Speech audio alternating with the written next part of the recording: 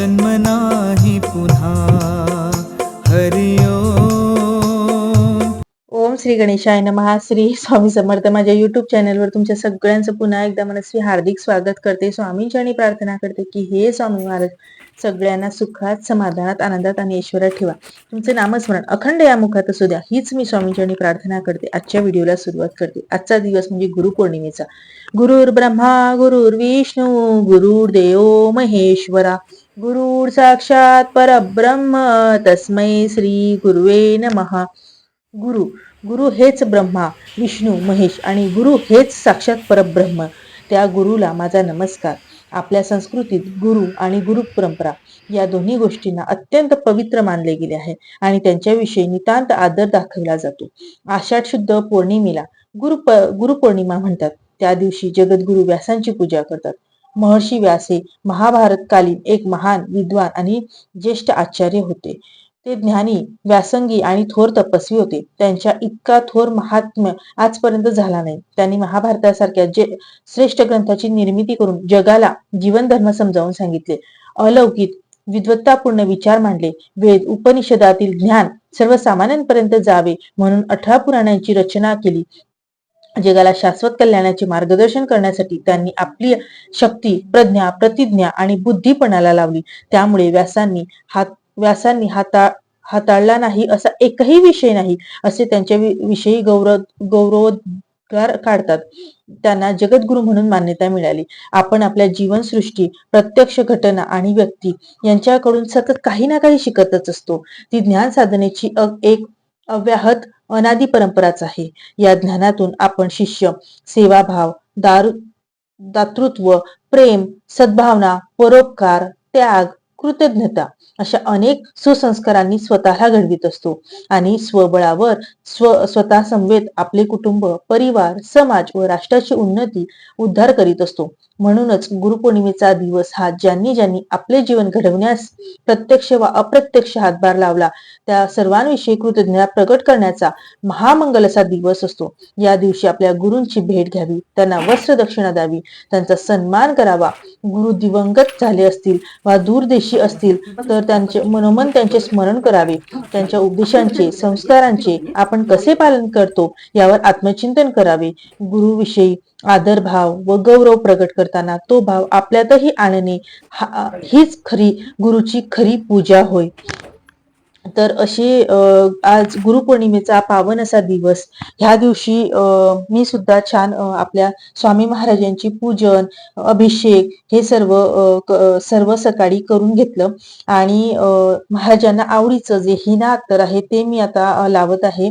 सुरुवातीला जसं मी व्हिडिओमध्ये दाखवलं तर सुरुवातीला मी आधी उंबरठा पूजन करून घेतलं आणि आज पौर्णिमा पण आहे आणि उंबरठा पूजन आणि जसा आपण हा गुरुपौर्णिमेचा सण हा अगदी सणासारखा साजरा करतो, गुरुपौर्णिमा ही आपण अगदी सणासारखी साजरी करतो, त्या पद्धतीनेच ही गुरुपौर्णिमा छान साजरी करायची होती मला सुद्धा. याचा पुरेपूर प्रयत्न मी केला की मी माझ्याकडनं होईल तेवढी सेवा, माझ्याकडनं होईल तेवढं पूजन मी म्हणजे जशी जमेल तशी पूजा करण्याचा मी पुरेपूर प्रयत्न केला आणि सुरुवातीला मी आधी महाराजांच्या मूर्तीचा अभिषेक केला पंचामृताने आणि जसं मी म्हटलं होतं की मी एक वस्त्र महाराजांसाठी मागवलेला आहे, तर तो ड्रेस आलेला नाही बघा, मागच्या व्हिडिओमध्ये मी सांगितला.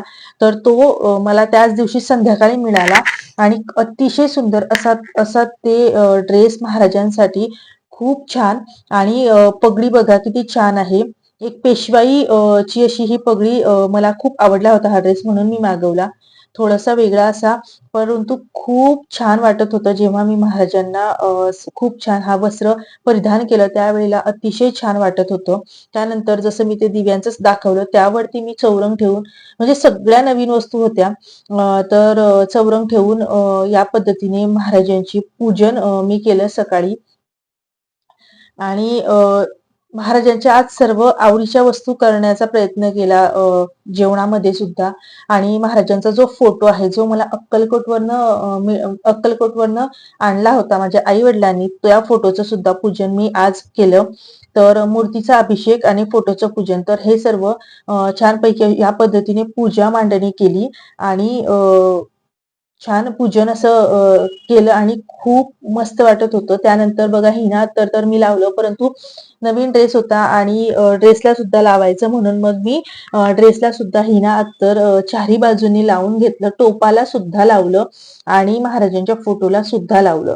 तर ह्या पद्धतीने सर्व पूजा मांडणी मी करून घेतली आणि त्यानंतर मग मी काय केलं, सुरुवातीला आधी रांगोळी काढली नाही. कारण काय होतं, जेव्हा आपण सुरुवातीला रांगोळी काढतो आणि अशी पूजा मांडणी जेव्हा आपण करतो त्या वेळेला रांगोळी ही पुसली जाते.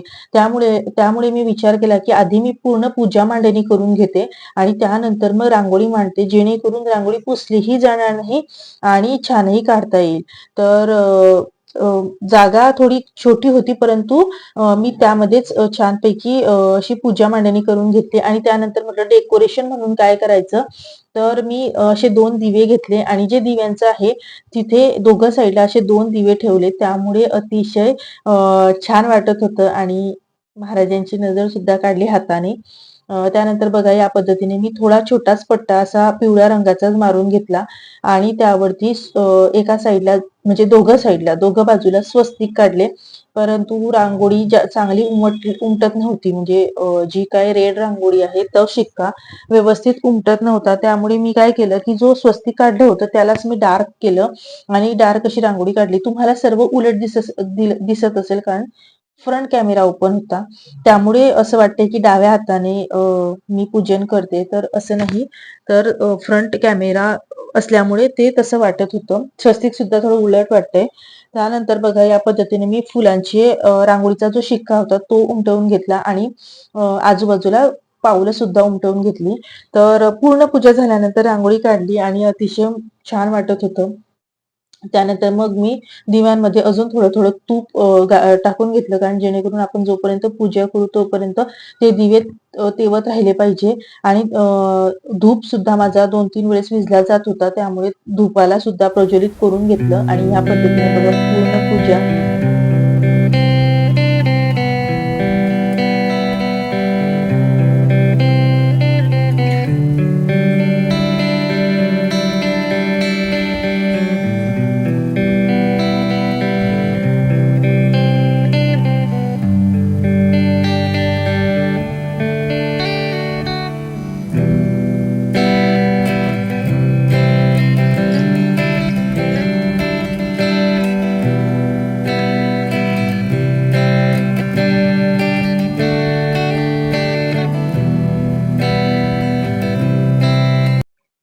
सर्व पूजा मांडणी झाल्यानंतर मी फुलं आणि फुलं वाहून घेतले आणि त्यानंतर जसं मी मागच्या वेळेसही पुष्पवृष्टी केली होती, यावेळेसही इच्छा खूप झाली की करायची. तर यामध्ये बघा मी एक जांभळ्या रंगाचं शेवंतीचं फूल सुद्धा ऍड केलं, परंतु ड्रेस त्याच कलरचा असल्यामुळे ते दिसत नाहीये. परंतु झेंडूच्या फुलांनी म्हणजे पिवळ्या रंगाच्या झेंडूच्या फुलांनीच मी पुष्पवृष्टी केली. आपल्या गुरु आणि पुष्पवृष्टी झाल्यानंतर अतिशय छान वाटत होती मूर्ती आणि ड्रेस आणि त्याच्यावरती ती पुष्पवृष्टी केल्यानंतर ज्या फुलांच्या पाकळ्या पडल्या होत्या त्या अतिशय छान वाटत होत्या. तर आईने जी मूर्ती घेतली होती त्याचा सुद्धा अभिषेक करून पूजन केलं. सहस्रनामावली घेऊन अभिषेक करून पूजन केलं. कारण असा प्रश्न पडेल की 2 मूर्त्या का ठेवलेल्या आहेत, तर त्याचं कारण की गुरुपौर्णिमेचा हा योग आईला चुकवायचा नव्हता आणि आई माझ्याकडे आलेली आहे. तर मूर्तीवरती आईने सहस्रनामावलीने अभिषेक केला आणि म्हणून मग 2 मूर्त्या मी पूजेमध्ये ठेवलेल्या आहेत. सुखकर्ता दुखहर्ता वार्ता विघ्नाची निर्विप्री प्रेम कृपाजाची सर्वांगी सुंदर सिंधुराची कंठी मुक्ताफळाची जय देव जय देव जय मूर्ती श्री राज मूर्ती दर्शन मात्र स्वणी मात्री मनोकामना पूर्ती जय देव जय देव रत्नागिरी दगडा तुझगोरी कुमार चंदनाची उठी कुंकेश्वरा हिरे जगदंब शोभा जगड आनंद पुरे निघागरिया जय देव जय मूर्ती श्री राज मूर्ती दर्शन मात्र स्वणी मात्री मनोकामना पूर्ती जय देव जय देव लंबोदरी रामन वंदना सरळ सुंदर वरदत्रीना दास रामाचा वडपाली सतना संकटी पामा निवारी यक्षा ईश्वर वंदना जय देव जय मूर्ती श्री राज मूर्ती दर्शन मात्र स्वणी मात्री मनोकामना पूर्ती जय देव जय देव दुर्गे दुर्गा भारी संसारी अनाथ अंबे कोणा विस्तारी हरी हरी जन्म मना दिवारी हरी पटवा संकट निवारी जय देव जय देव सर्व निसुर ईश्वर देकार संजीवनी जय देव त्रिभुवनी भुवनी पाता तुझे नाही चाली जंबे परंतु न बोले काही साही वाद करती पडले प्रवाही तू भक्ताला गेली तू दासाला पावसी लावलाही जय देव प्रसन्न वर्तने प्रसन्न होसी निराशा क्लेशापासून सोडी दुःखापासून सोडी दोन्ही भोपाशा अंबे पासून कोणती आशा न हरतलिंगा आपण करलेशा जय देव जय म्हणजे निसुर ईश्वर देकार संजीवनी जय देव करण्यात व आरती स्वामी करण्यात व आरती स्वरूपाने येऊन स्वामी स्वीकार आरती संगे ब्रह्मदेव ही खेळे तव भाळी स्वामी खेळे तव भाळी पुनवासने प्रसन्नतेने मुखचंद्राच्यावरी लाजविती रवी तेजाला तव नयनांच्या ज्योती स्वामी नयनांच्या ज्योती सगुण रूपाने येऊन स्वामी स्वीकार आरती पुण्यप्रणाम असावे सदैव या होटी स्वामी सदैव या होटी श्वासासहे स्पंदन व्हावे तुझेच जगजेती अगाध महिमा अगाध आहे स्वामी तव शक्ती सगुण रूपाने येऊन स्वामी स्वीकार आरती धर्माचरण पावन व्हावे सदा असो सन्मती स्वामी सदा असो संमती सत्कर्माचा यत्न घ्यावा जिजवणी यष्टी सन्मार्गाने घे सदैव न्यावे घेऊन मज हाती स्वामी घेऊन मज हाती सगुण रूपाने येऊन स्वामी स्वीकार आरती अहंपणाचा लोप करुनी कृतार्थ जीवन करा स्वामी कृतार्थ जीवन करा पावन करुनी द्यावे मजला तेजोमय भास्करा अल्पची दीक्षा घालून स्वामी न्यावे मज संगती स्वामी न्यावे मज संगती सगुण रूपाने येऊन स्वामी स्वीकार आरती पंचप्राण हे व्याकुळ झाले आरती स्वामी करण्या आरती सगुण रूपाने येऊन स्वामी स्वीकार आरती सगुण रूपाने येऊन स्वामी स्वीकार आरती मूर्ती तथा जळा त्रिगुणी अवतार त्रिलोकेणा नीती नीती शब्द अनुमाना सुरुवात मुलजंगी समाधी निधना जय देव जय श्री गुरुदत्त आरती ओळख हाती गौचिता जय देव जय सगळ्या बेंदरी तू एक दत्ता केसी केसी नंतर पराही पडतुके चाहे तो जन्म मनाचा फुलासी अंत जय देव जय श्री गुरुदत्त दत्त निवारणा सदा सदा प्रभात केला कुसुमी आशीर्वाद दिला जन्म मनाचा फेरा चुकेला जय देव जय श्री गुरुदत्त दत्त दत्त श्री रपले मन झाले उन्मन तू पणाची झाली पूर्ण एका जनाकडे श्री गुरुदत्त जय देव श्री गुरुदत्त विराज श्री स्वामी समर्थ महाराज की जय अनंत कोटी ब्रह्मांड नायक भक्तवत्सल भक्ताभिमानी श्रीपाद श्री वल्लभ विजय दत्त गुरुदेव दत्त समर्थ अवधूत चिंतन श्री गुरुदेव दत्त ओम श्री गायत्री माता की जय श्री ओम श्री गुरु महाराज की जय श्री स्वामी समर्थ महाराज की जय अवधूत चिंतन श्री गुरुदेव दत्त श्री स्वामी समर्थ महाराज की जय श्री स्वामी समर्थ. आई माझा गुरु, आई कल्पतरू, आईला कशी मी विसरू, आपला पहिला गुरु आई. तर आई माझ्याकडे आलेली आहे. तर हा गुरुपौर्णिमेचा योग आणि मला आईचे पूजन करायचे होते. तर मी आईच्या पादुकांचे पूजन केले.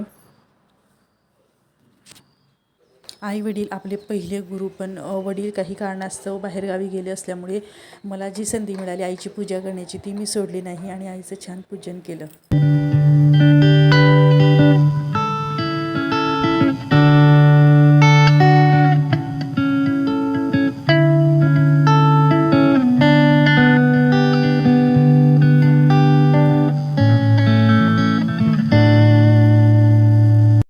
त्यानंतर पूजन झाल्यावर आईने आशीर्वाद दिला आणि मग तयारी झाली ती जेवणाची. मग मी महाराजांसाठी छान पुरणपोळी, कुरडई पापड, त्यांच्या आवडीची भजी, कांदा भजी असा सर्व स्वयंपाक केला होता.